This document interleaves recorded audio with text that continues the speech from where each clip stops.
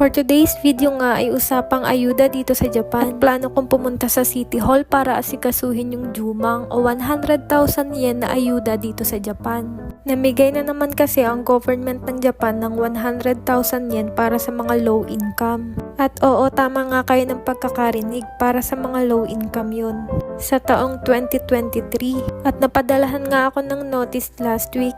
Nagpa-Xerox nga ako ng residence card ko dyan para kung sakali mang kailanganin.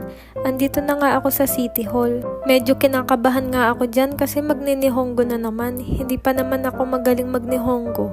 At sana nga ay makatanggap ako ng Jumang.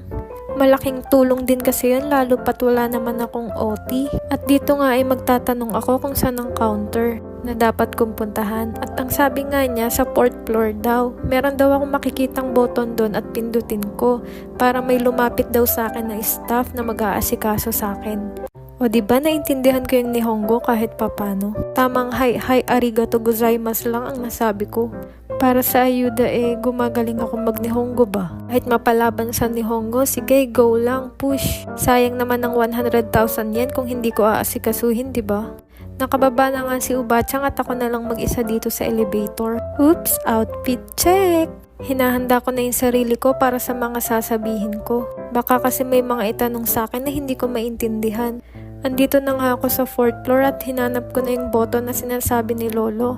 Wala nga akong nakitang staff, kailangan siguro talaga pindutin yung button. Ayun, nakita ko na nga.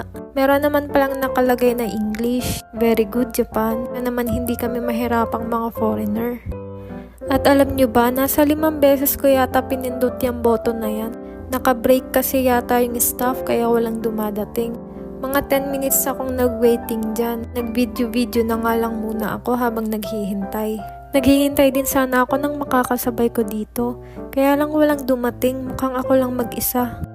At pinindot ko na naman nga yung button na yan ng ilang beses kasi baka hindi lang nila naririnig.